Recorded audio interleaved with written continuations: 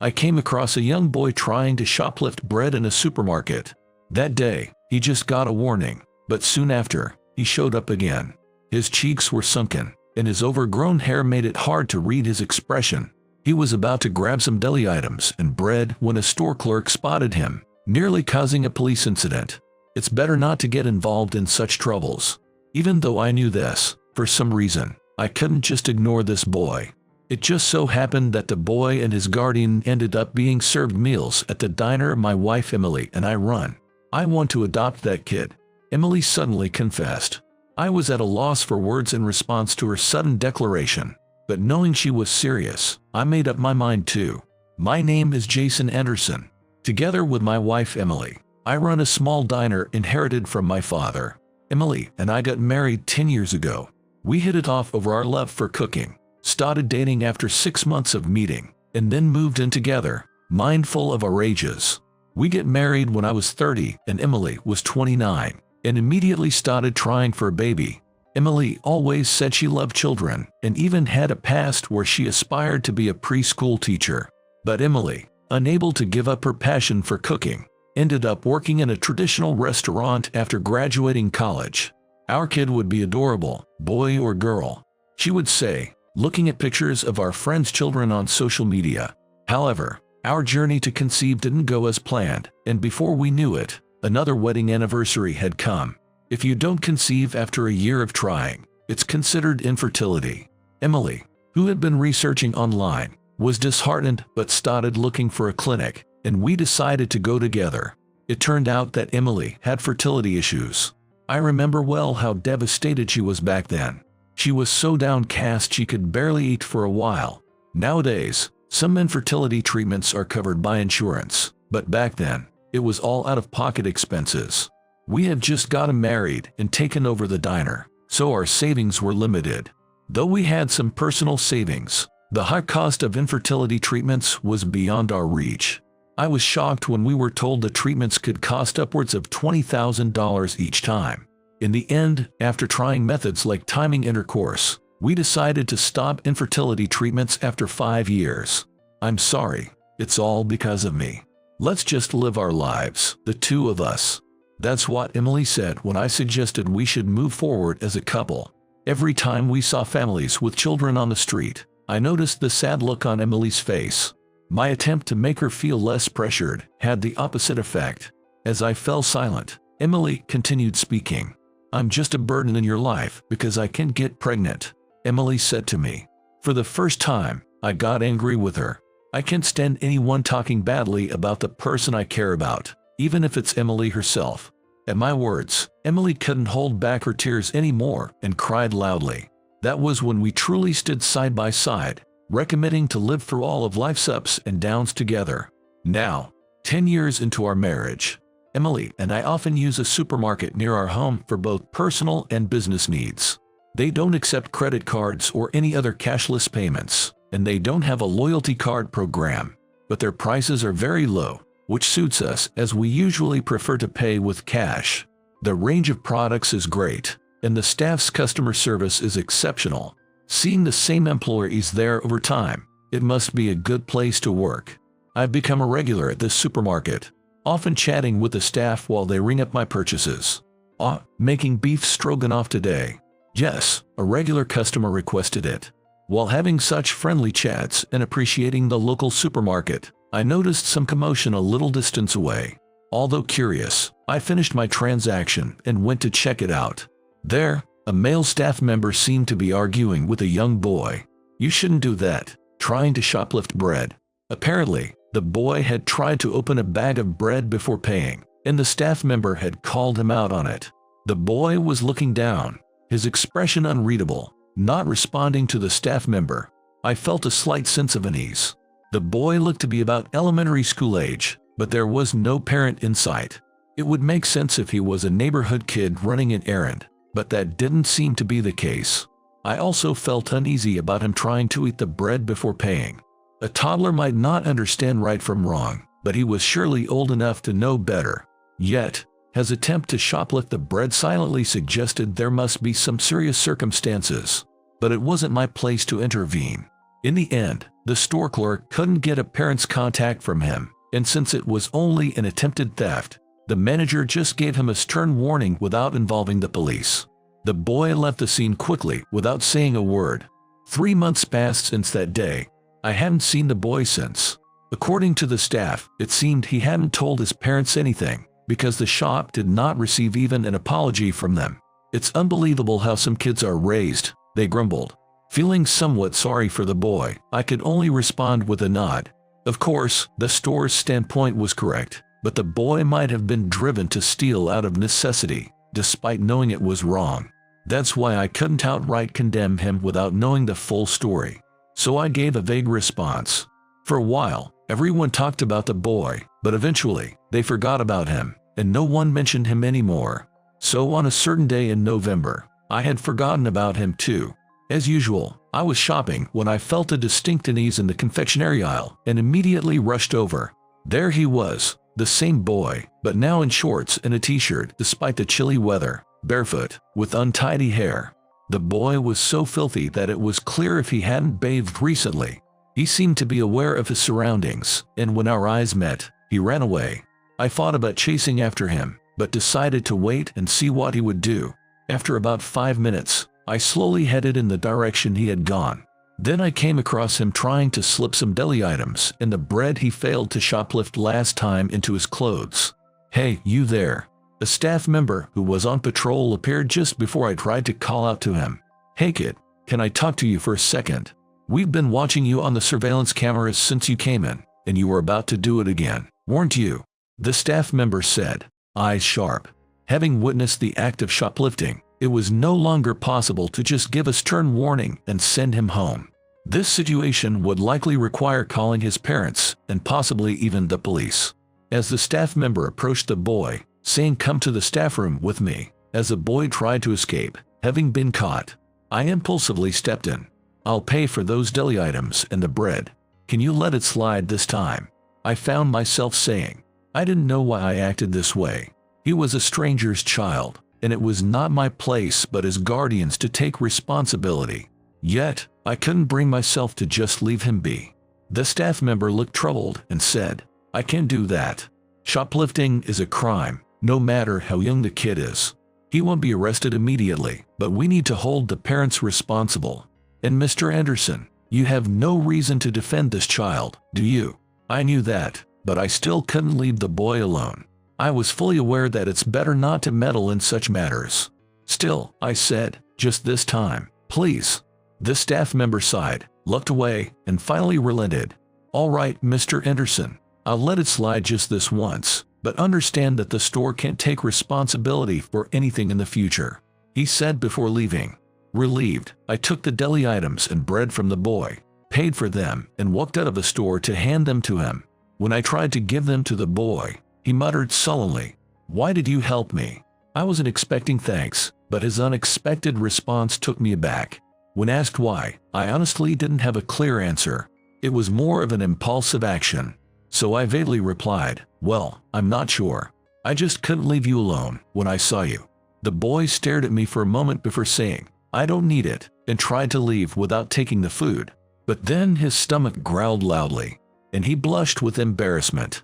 Snatching the deli items and bread from my hand, he ran off. "Wait, would you like to come to my place for a meal? We run a diner nearby," I called out hastily. He stopped and turned back to look at me. His long hair obscured his face, but I could tell he was a bit surprised. After saying that, I realized, "Oh, I should talk to your parents about this, right? If it's okay with them, maybe they could join us." I said this with an awkward smile, having spoken on the spur of the moment. The boy awkwardly turned his face away and said, "I don't have money, so it's impossible. Besides, I can survive on what we have at home," and walked away. In a panic, I blurted out, "You don't have to pay," but the boy turned back, glaring at me, and said, "There's no such thing as a free lunch. Don't try to act like a good guy," and then he really left. My outstretched hand found no purpose, and I slowly lowered it.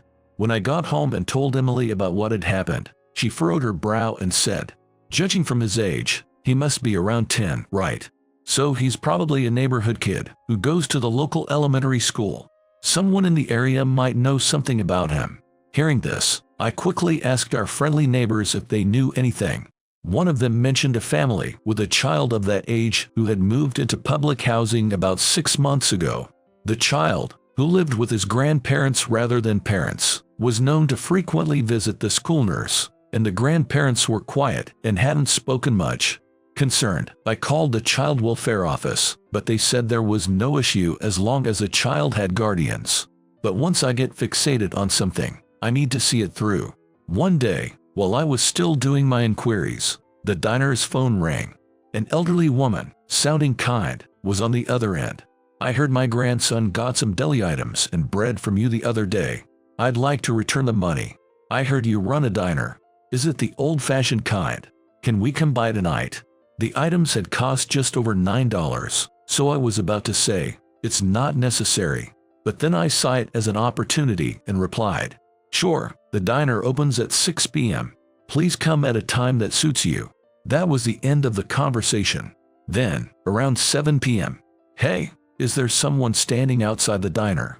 Just as the last customer left and there were no guests, Emily, who was cleaning up, pointed towards the entrance. I thought it must be the elderly woman. When I invited them in, the elderly woman I had spoken to, a man who seemed to be her husband, and the boy entered the diner. The boy still had a sulky expression, and his face was hard to read. The elderly couple seemed flustered and didn't sit down, so I told them to sit anywhere they liked. The elderly woman repeatedly apologized and tried to hand me $9 from her wallet, but as I was figuring out how to refuse, Emily urged them to sit and put away the money. To the puzzled and embarrassed couple, I said, I heard you moved here about half a year ago. We've been running this diner, loved by the community for over 20 years, since my father's time. Please, enjoy our food. I smiled as warmly as I could, but the couple still looked somber. We don't have much money. We appreciate your offer, but we can't accept free meals. We plan to return this $9 and leave. We don't want to cause any bad rumors about your diner. The woman said hesitantly. So I told them, actually, we're running a children's diner as a trial. Families with kids can eat for just $3 per person. So, for the 3 of you, it's exactly $9. Please, go ahead. It was a bit forceful, but I felt they would keep refusing and apologizing forever otherwise.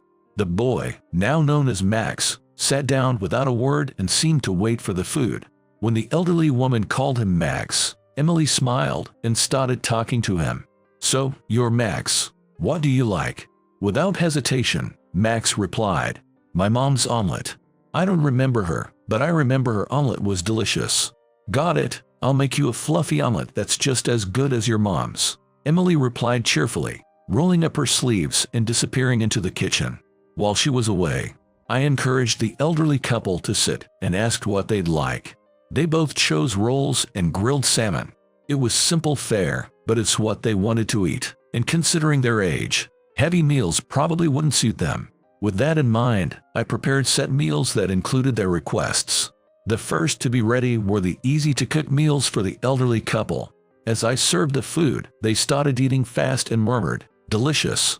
As a cook, there's no greater joy than seeing customers enjoy their meal like this. Then, a tantalizing aroma wafted from the kitchen. Emily is actually a master of omelet. Her background was in a traditional English restaurant, so she mainly cooked English dishes. She hadn't had many chances to make omelet there, but in college, she worked part-time at a cafe, where the master praised her cooking. She was trained in various cuisines there.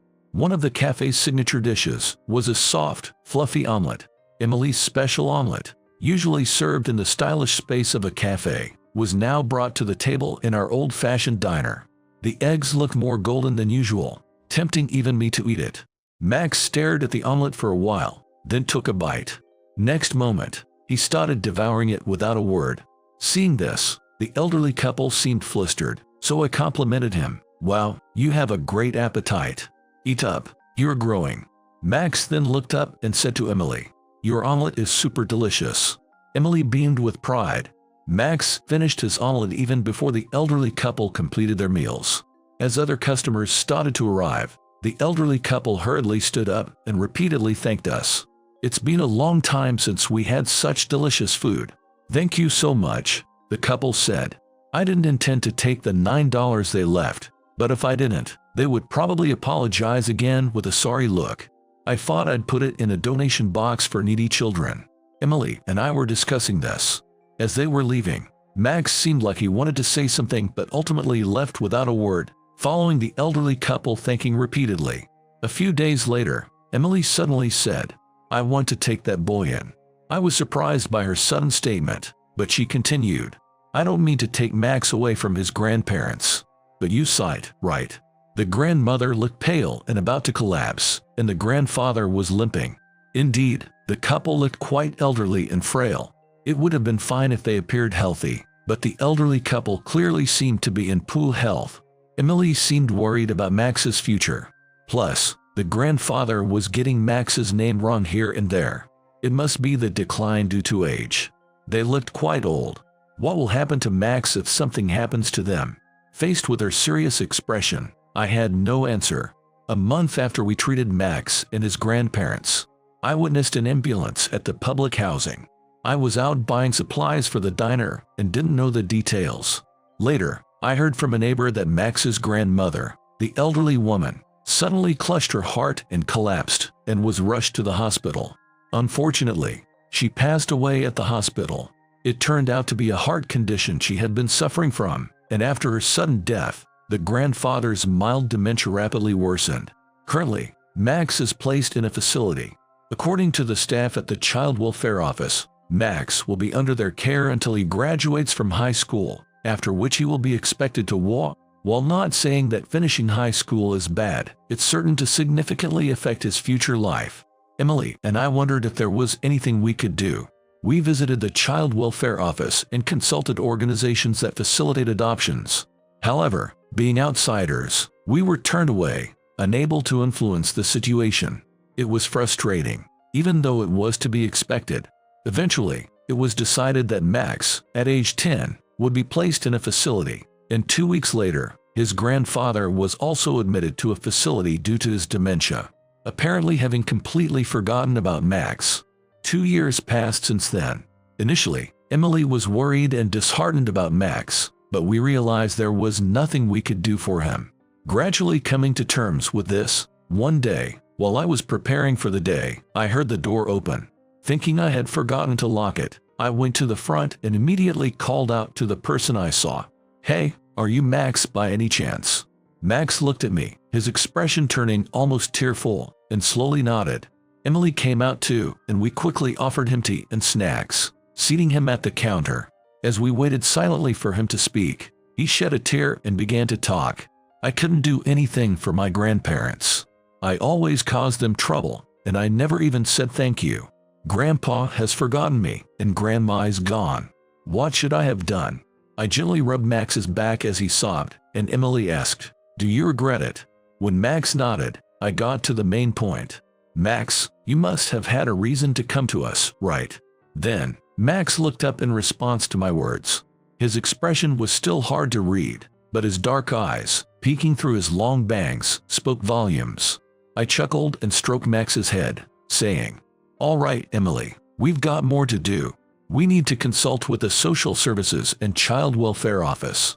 Are there any other places we should talk to?" Emily immediately started searching on her phone, and we decided to take action regarding what needed to be done next. 6 months later, after going through various procedures and training, we were able to welcome Max as our adopted son. Normally, it could take several years of waiting, but things were different due to the policies of the Child Welfare Office in our area, especially in cases like ours, where the child strongly wishes to become part of a specific family. Exceptions like ours are made. Once it was assessed by professionals, including counselors, that Max could be adopted without issues, the process started immediately. Max trusted us for reaching out to him and his grandparents twice and expressed to the staff and professionals that he wanted to be our child. We didn't have children, but we had managed to save about $500,000 over the 10 years of our marriage, as we didn't go for expensive infertility treatments. So, we had the means to support Max's education through college. That's why we were able to adopt Max as our child so quickly. Max's grandfather, who had dementia, had passed away a year ago, and Max was legally an orphan. It was unclear whether his biological mother or father was still alive or what their situation was. But that didn't matter. We were determined to raise Max into a fine adult and support him until he achieved his dreams. After Max officially became part of our family register, the first thing Emily did was take him to a haircut. "Max, I bet you look great. Let's get those overgrown locks nicely cut," she said, taking him to her favorite hair salon. When Max returned, I was speechless at the transformation. "Max, you're such a handsome guy," I said, and he turned away shyly, causing Emily and me to exchange smiles. What followed were whirlwind days. Max was quick to grasp things and started asking insightful questions about his middle school studies. Neither Emily nor I were great at studying, so we couldn't answer his questions, and after discussing it with him, we decided to send him to a tutoring school. "Won't tutoring be expensive?" Max worried, but Emily laughed heartily. "Why is our child worrying about that? Your job is to study hard, so focus on that," and sent him off. Max excelled academically, becoming the top student in his school and gaining fame among his peers. Neighbors also gossiped. I was surprised when I heard they adopted him, but what a diamond in the rough. We swelled with pride when our son was praised, boasting, "Of course, he's our pride and joy." Max then successfully got into a prestigious private high school.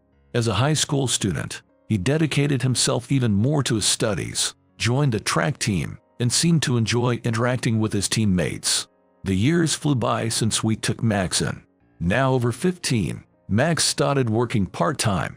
Initially quiet and cool, Max became more outgoing and cheerful after interacting with various people at his desired high school. When he stood at the front of the store, regular customers would comment, "Look at that handsome young man." At 15, Max was already nearly 5'7", and his involvement in track and interest in weight training made him quite popular among regulars who appreciated his physique. Becoming our poster son, Max not only helped with serving but also started cooking under Emily's guidance. Juggling work, studies, and club activities, Max eventually retired from his job and club activities in his sophomore year to focus on his studies. His goal was to get into a well-known university, a name familiar to everyone. "Max only eats rolls when he's like this," Emily said, bringing a late-night snack to Max, who was up studying late into the night. Her face was that of a mother through and through. And then, Max successfully got into his first-choice university. "Mom, Dad, thank you for raising me to this point," Max said as he prepared to leave home for university life. On the day of his departure, as we were saying our goodbyes, a taxi pulled up in front of our diner. I thought Max or Emily had called it for the airport, but a tall, slender woman emerged. She was wearing sunglasses and a mask, making it hard to recognize her. Emily gaped. "Wait, is that Katherine Johnson, the actress who's currently working overseas?"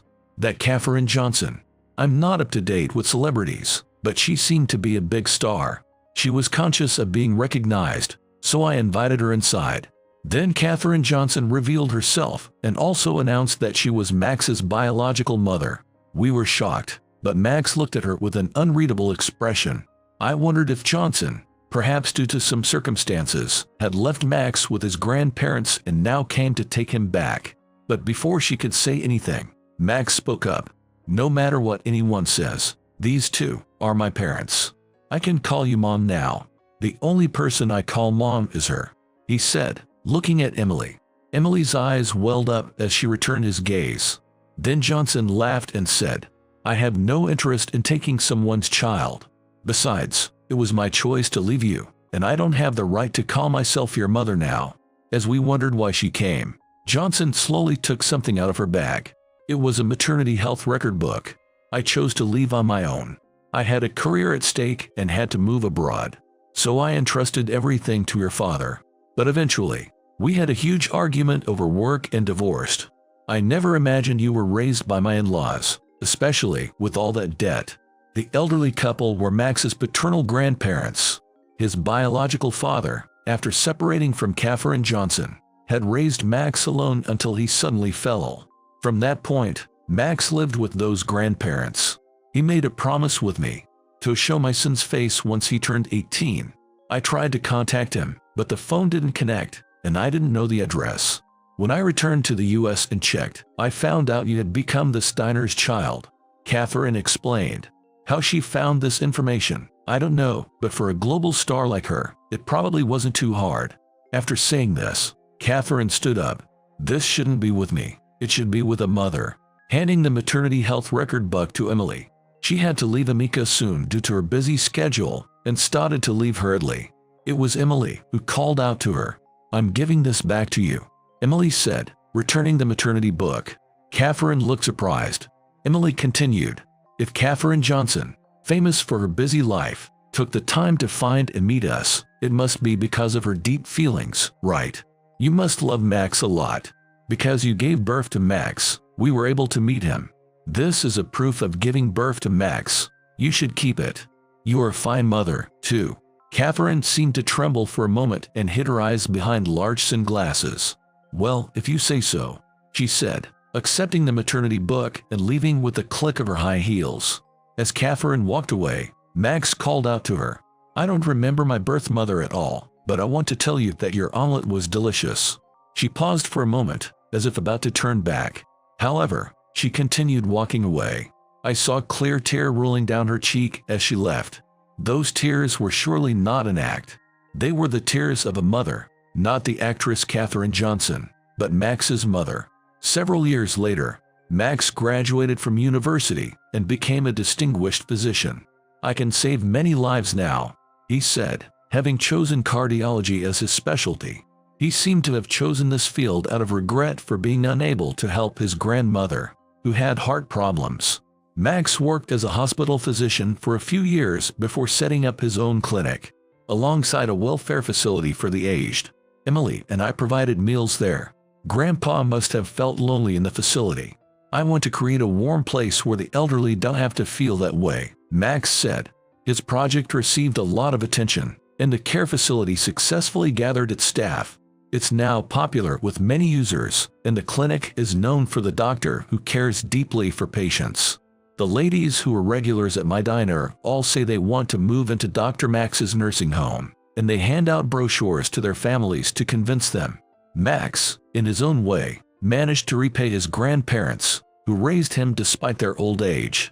And the most popular item on my menu at the facility is grilled salmon. They're light and remind us of the home-cooked meals of the past, warming our hearts, the residents say. Occasionally, I see Catherine Johnson on TV. She unexpectedly took on a mother role in a movie, which was surprisingly moving. I believe that expression was possible because she saw Max's growth. Each of us lives our separate lives, harboring thoughts and feelings for various people. There are as many emotions as there are people. The fact that we became a family and moved Catherine Johnson's heart is a miracle. Emily and I continue to provide warm meals to the residents every day, watching our precious son grow up before our eyes.